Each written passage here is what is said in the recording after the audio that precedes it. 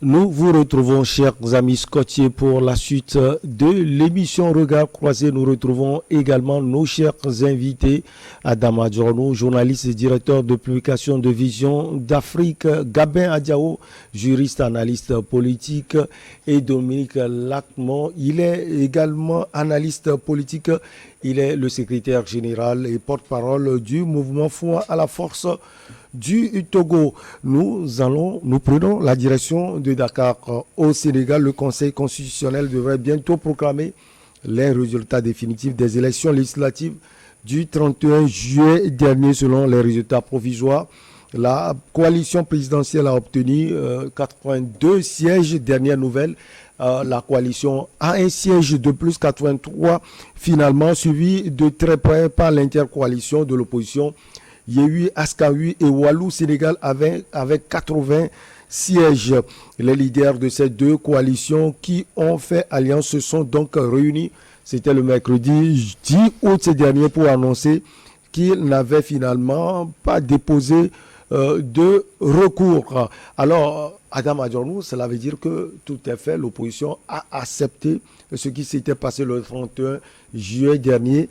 Et la dernière nouvelle, comme je l'ai dit tout à l'heure, la coalition du pouvoir en place a une voix de plus, ça fait 83, ce qui lui permet de prendre des décisions au niveau de l'Assemblée nationale. Il a pratiquement la majorité absolue, même si cette majorité absolue n'est pas une majorité réconfortante, puisque c'est seulement une voix de moins qu'il fallait.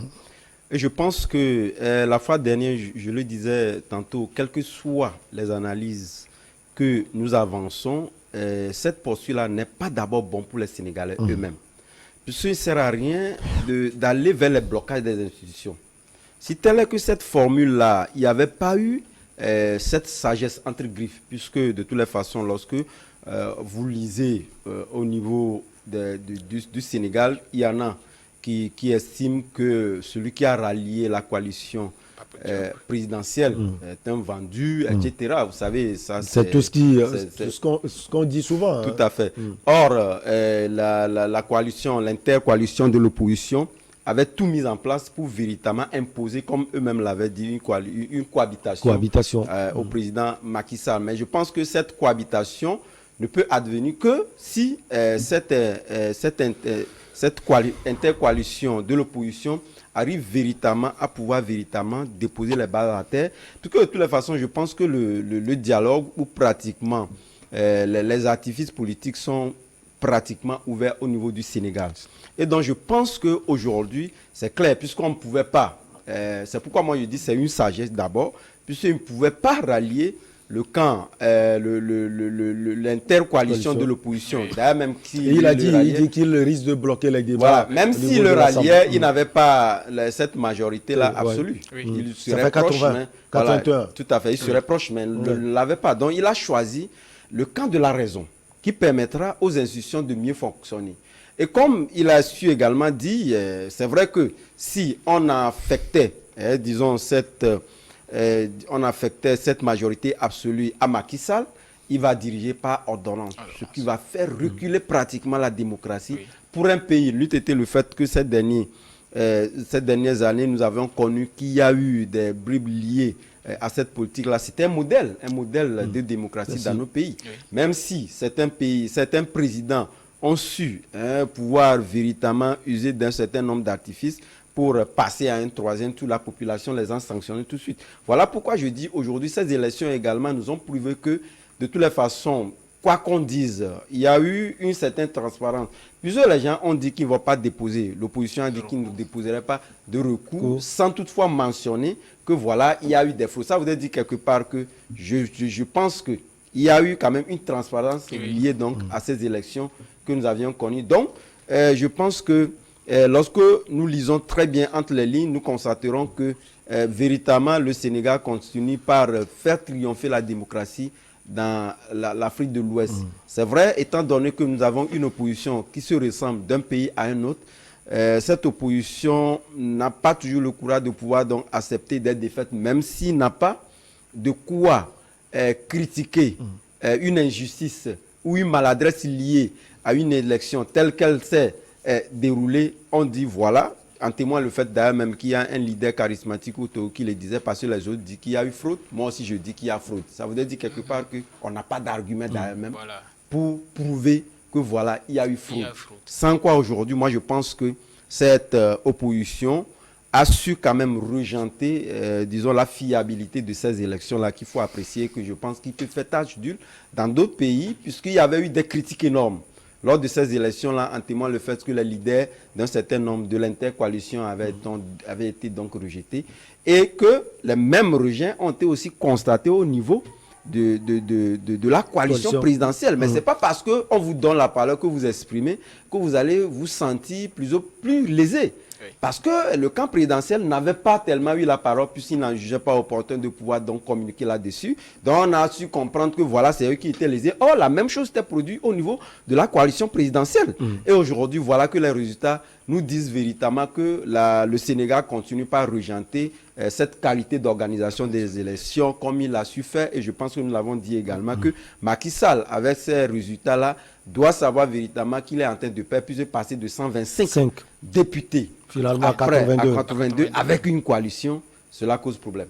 Alors les leaders en ont profité, les leaders de deux coalitions ont profité pour proposer aux 3 députés issus de petites coalitions, mais aussi aux députés de la coalition présidentielle Benno Bokk Yakaar de les rejoindre afin de former une majorité à l'Assemblée nationale. Cette question de majorité va s'imposer au niveau de l'hémicycle, sauf que pour le moment, l'intercoalition n'a pas de résultat. C'est plutôt Benno Bokk Yakaar qui a une voix de plus.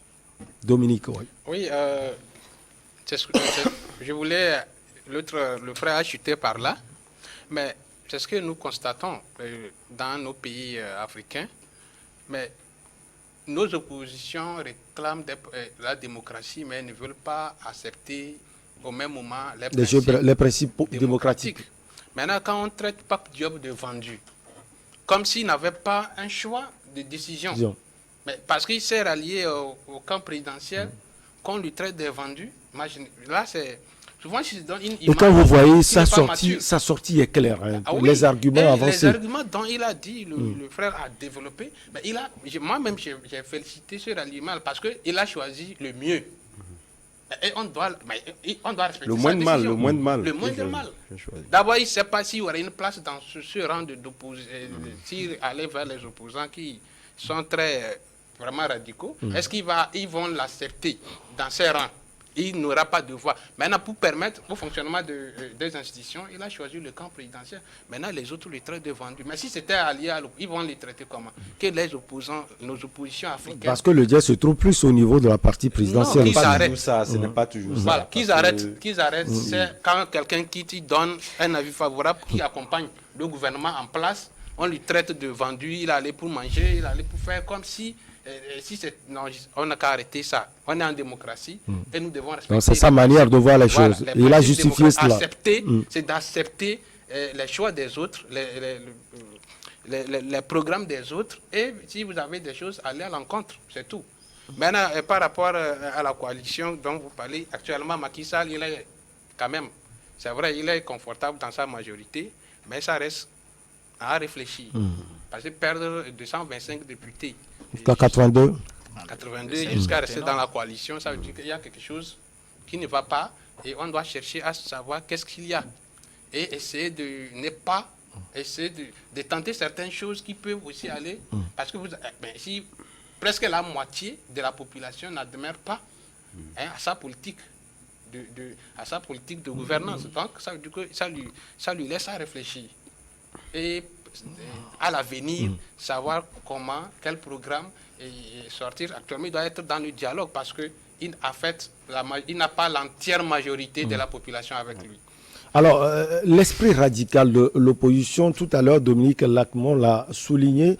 On se souvient, la veille des élections, il y a Ousmane Sonko et les autres qui ont purement déclaré que ceux qui ne sont pas avec nous, c'est-à-dire Yewwi Askan Wi et Wallu Sénégal, sont contre nous. Et ils ont demandé aux Sénégalais de ne pas voter pour eux. Finalement, les 3 petites coalitions ont eu 3 voix, c'est-à-dire une voix chacune. Et c'est à ces coalitions finalement de décider et c'est ce qu'on commence par voir. Oui, je l'avais dit entre-temps que Ousmane Sonko devait changer son discours à l'endroit de ces coalitions-là et véritablement commencer par les draguer. Mais ces précédentes déclarations n'ont pas plaidé à sa faveur et c'est ce qui est ressenti aujourd'hui.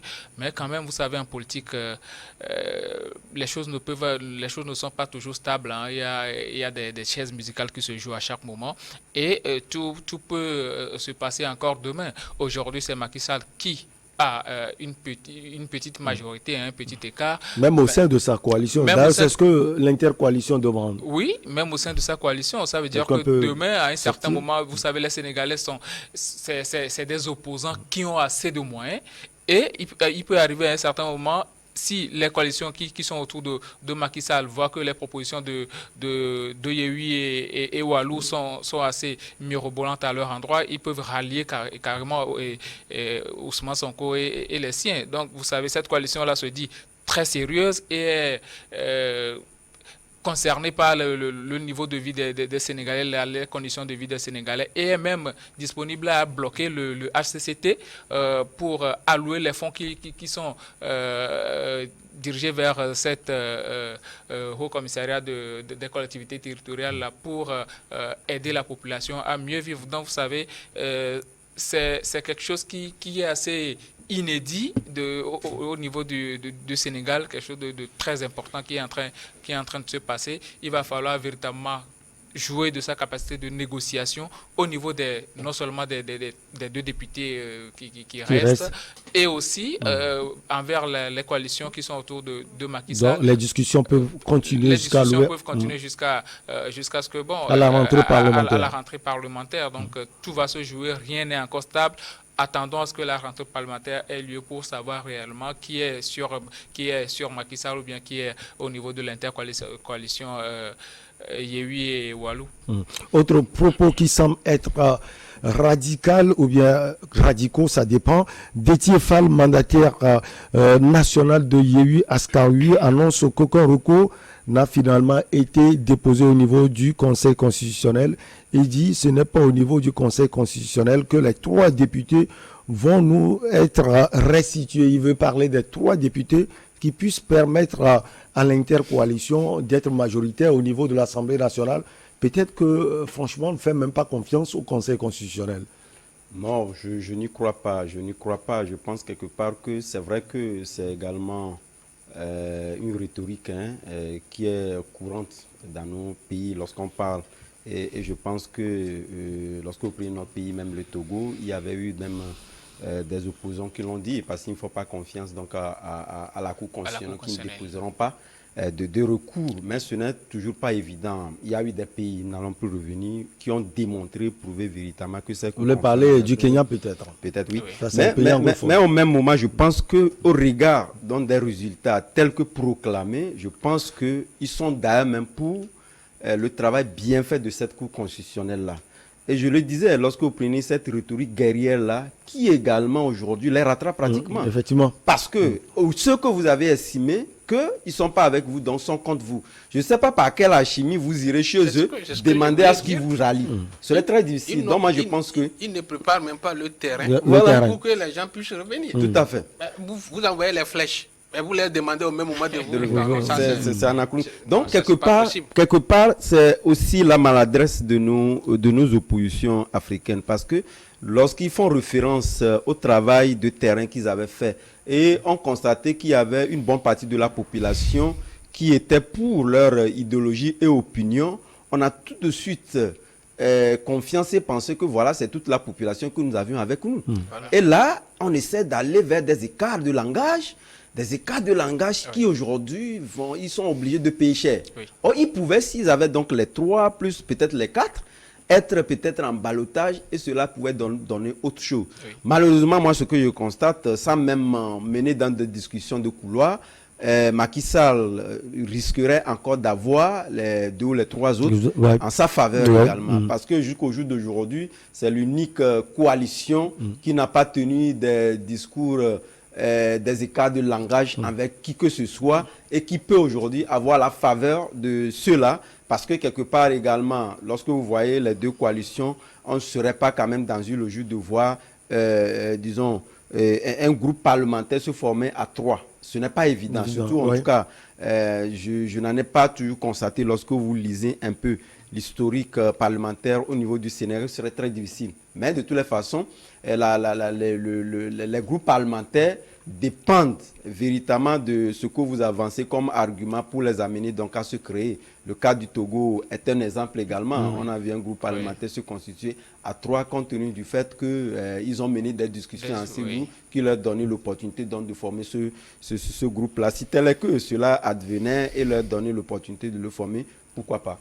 Oui, vous savez, quand on traite Diop de vendu, ma foi, c'est aller trop loin parce que il y a aussi le problème constitutionnel qui se pose et je pense que l'intercoalition Yewwi et Wallu se cantonne uniquement que sur le positionnement de Macky Sall aux prochaines présidentielles. Ça ne doit pas être comme ça parce qu'un pays est dirigé et s'il y aura des décisions qui vont concerner la nation et que cette coalition-là, cette intercoalition va faire blocage, je ne sais pas où ira le pays. Donc, Diop a fait un choix judicieux. Et aujourd'hui, il va arriver un moment où il verra si, on a dit, le mandat législatif n'est pas impératif, il peut changer de veste à tout moment. S'il voit que ce que Macky Sall est en train de faire, ça ne va pas dans l'intérêt du pays, ou bien il a encore des envies de président, il peut carrément rallier la coalition, l'intercoalition Yewwi et Wallu pour bloquer Macky Sall à ce que le projet de loi passe. Donc aujourd'hui, pour la gestion du pays, pour l'avenir du pays, pour les projets sociaux qui vont venir, je pense qu'il a fait le bon choix en choisissant le cas de Macky Sall. Vous voulez ajouter en 30 secondes quelque chose, Dominique? Je voulais ajouter quelque chose que l'opposition, d'ailleurs même c'est les oppositions africaines, doit sortir du radicalisme. Pour permettre la démocratie qu'elle-même réclame puisse avancer. Vous comprenez? Même nous, chez nous au Togo, les gens étaient au Parlement avec un certain nombre de députés, plus de vingtaine. Ils ont cru qu'ils avaient quand même tout le Togo en poche. Dans les décisions, ils ne considéraient pas les autres. Nous, c'est nous, nous, c'est nous. Mais finalement, ils se sont retrouvés avec 0 député à l'Assemblée nationale et au présidentiel, moins de 4%. C'est pour dire qu'on doit apprendre certaines choses. Actuellement, ce qui est Ousmane Sonko en train de commencer. C'est vrai, il a eu les députés, mais s'il n'a pas un langage qui rassemble quand même le peuple sénégalais, mais finalement, il va se représenter au présidentiel, mais il n'aura pas ça. Il va dire qu'on lui a triché. Alors que c'est fou. Mais on t'a donné la majorité, bon, pas la majorité, mais on t'a donné un certain nombre de députés pour faire avec. Mais le langage tenu n'a pas été ça. Et le peuple africain est mature maintenant en matière de politique pour pouvoir faire des choix. Si c'est comme ça, mais vaut mieux que l'autre. Mais il va croire qu'au présidentiel, on lui a triché. Mais c'est faux. C'est son langage même qui lui a triché. Il peut lui coûter cher aux prochaines élections présidentielles. Allez, on va marquer la petite pause, la dernière, et on revient pour la suite et parler de ces échanges téléphoniques entre le président malien Assimi Goïta et le président russe Vladimir Poutine qui fait la une de la presse au niveau de la sous-région.